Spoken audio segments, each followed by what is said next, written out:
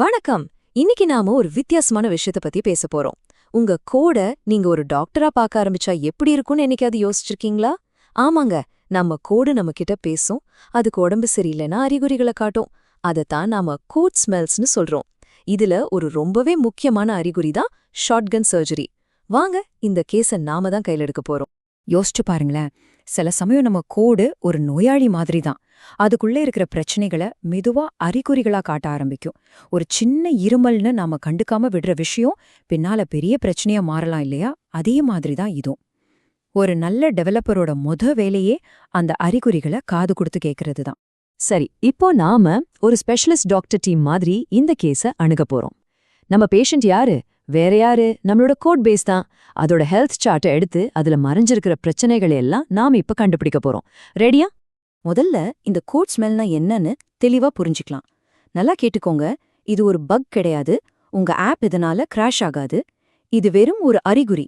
புகை வந்தா எங்கேயோ நெருப்பு இருக்குன்னு அர்த்தம் இல்லையா? அதே மாதிரி தான் ஒரு கோட் ஸ்மெல் இருந்தா உங்க கோடோட ஆர்கிடெக்சர்ல எங்கேயோ ஒரு ஆழமான பிரச்சனை இருக்குன்னு அர்த்தம். சிம்பிள். ஆமா, இது நல்ல ஞாபகம் வச்சுக்கணும். கோட் ஸ்மெல்ஸ் உங்க ப்ரோக்ராம அப்போதைக்கு நிறுத்தாது. ஆனா போக போக உங்க கோட மெயின்டைன் பண்றது, புதுசா ஏதாவது சேர்க்கறது, இதெல்லாத்தையும் ஒரு பெரிய தலைவலியா மாத்திடும். சொல்லப்போனா இது உங்க கோடோட எலும்பு கூட்டுல இருக்கிற ஒரு சின்ன கிராக் மாதிரி. இப்போதைக்கு வலிக்காது, ஆனா கவனிக்காம விட்டா அவ்வளவுதான். ஓகே, பொதுவான அறிகுறிகளை எல்லாம் பார்த்துட்டோம். இப்போ நம்ம கையில இருக்கிற கேஸ் என்னன்னு சரியா டயக்னோஸ் பண்ணலாம். நாம இன்னைக்கு பார்க்க போற குறிப்பிட்ட பிரச்சனைக்கு பேரு தான் ஷாட்கன் சர்ஜரி. வாங்க, இதோட அறிகுறிகளை எப்படி சரியா கண்டுபிடிக்கிறதுன்னு பார்க்கலாம். இதுதான் இந்த நோயோட முக்கியமான அறிகுறி. சிம்பிளா சொல்லணும்னா, டாக்டர் ஒரு சின்ன வேலையை முடிக்கணும்னா நான் ஆபீஸ் முழுக்க 10 இடத்துல கையெழுத்து வாங்க வேண்டியிருக்குன்னு சொல்ற மாதிரி தான் இது. உங்க கோட்ல ஒரே ஒரு சின்ன விஷயத்த மாத்த நீங்க 10 ஃபைலை திறந்து அங்கங்க கொஞ்சம் கொஞ்சம் மாத்த வேண்டியிருக்கா? அப்போ உறுதியா உங்களுக்கு ஷாட்கன் சர்ஜரி பிரச்சனை இருக்குன்னு அர்த்தம். இன்னும் தெளிவா சொல்லணும்னா, ஒரு ஷாட்கன்ல இருந்து சுட்டா என்ன ஆகும்? ஒரே ஒரு ட்ரிகர் தான். ஆனா குண்டுகள் பல திசையில சிதறி போகும் இல்லையா? அதே கணக்கு தான் இங்கேயும். ஒரே ஒரு சின்ன மாற்றம், ஆனா அதோட பாதிப்பு உங்க கோட் முழுக்க பல கிளாஸுகள்ல சிதறி கிடக்கும். இதுக்கு பேரு தான் ஷாட்கன் சர்ஜரி. ஆமா, இந்த ஒரு வரி தான் இந்த பிரச்சனைய அப்படியே படம் பிடிச்சு காட்டுது. ஒரே ஒரு தூண்டுதல், ஆனா பல தாக்கங்கள். யோசிச்சு பாருங்க, ஒவ்வொரு தடவையும் ஒரு சின்ன சேஞ்ச்க்கு இத்தனை இடத்துல கை வைக்கணும்னா அது எவ்வளவு பெரிய ரிஸ்க். ஒரு நல்ல டாக்டர் என்ன பண்ணுவார்? ஒரே மாதிரி அறிகுறி காட்டுற 2 நோய்களை குழப்பிக்கவே மாட்டார். இங்கேயும் அதேதான். ஷாட்கன் சர்ஜரியோட இரட்டை சகோதரன் மாதிரி இருக்கிற இன்னொரு பிரச்சனை தான் டைவர்ஜென்ட் சேஞ்ச்.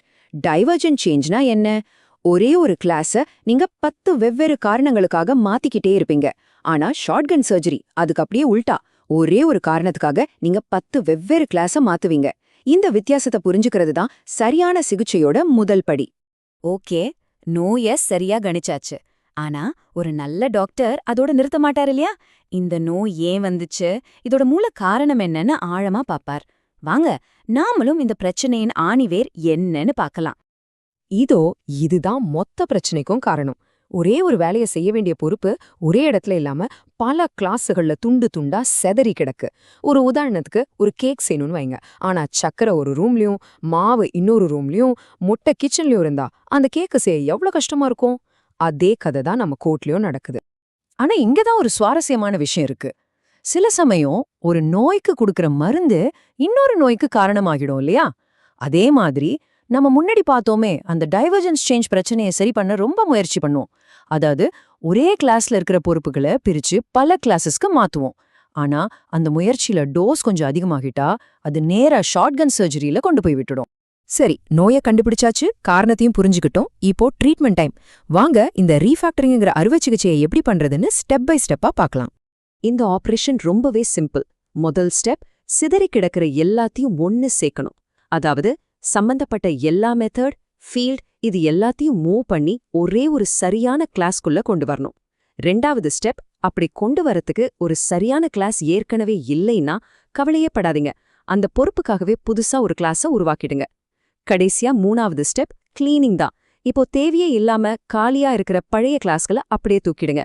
அவ்வளவுதான், ஆபரேஷன் சக்சஸ். ஓகே, ஆபரேஷன் முடிஞ்சது. நம்ம பேஷண்ட், அதாவது நம்ம கோட் பேஸ் இப்போ எப்படி இருக்கு? இந்த சிகிச்சைக்கு அப்புறம் என்னென்ன நல்ல விஷயங்கள் நடக்கும்னு பார்க்கலாம் வாங்க.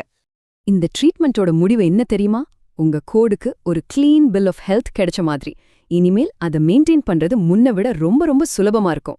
ஞாபகம் வச்சுக்கோங்க, ஒரு ஆரோக்கியமான கோட் தான் ஒரு சந்தோஷமான டெவலப்பரை உருவாக்கும். இன்னும் குறிப்பா சொல்லணும்னா இதோட பலன்கள் இதோ. உங்க கோட் ரொம்ப நேர்த்தியா ஒரு நல்ல கட்டமைப்புக்கு வந்துடும். ரெண்டாவது, திரும்ப திரும்ப ஒரே கோட காப்பி பேஸ்ட் பண்ற வேலை சுத்தமா குறைஞ்சிடும். ரொம்ப முக்கியமா, எதிர்காலத்துல ஏதாவது ஒரு சின்ன மாற்றத்தை செய்யணும்னா மணிக்கணக்குல தேட வேண்டியதில்ல, நிமிஷத்துல வேலையை முடிக்கலாம். இதுக்காக நம்ம செலவு பண்ற ஒவ்வொரு நிமிஷமும் கண்டிப்பா அதுக்கு தகுதியான ஒண்ணு. சரி, இன்னைக்கு நாம ஷாட்கன் சர்ஜரிய பத்தி ஆழமா தெரிஞ்சுக்கிட்டோம். இப்போ நான் உங்ககிட்ட ஒரு கேள்வி கேக்குறேன். இந்த டாக்டர் கண்ணோட்டத்தோட உங்க சொந்த கோட் பேஸ ஒரு நிமிஷம் பாருங்க. அது உங்ககிட்ட என்ன சொல்ல முயற்சி பண்ணுது? அது காட்டுற வேற என்னென்ன அறிகுறிகளை நீங்க கவனிக்க போறீங்க? யோசிச்சு பாருங்க.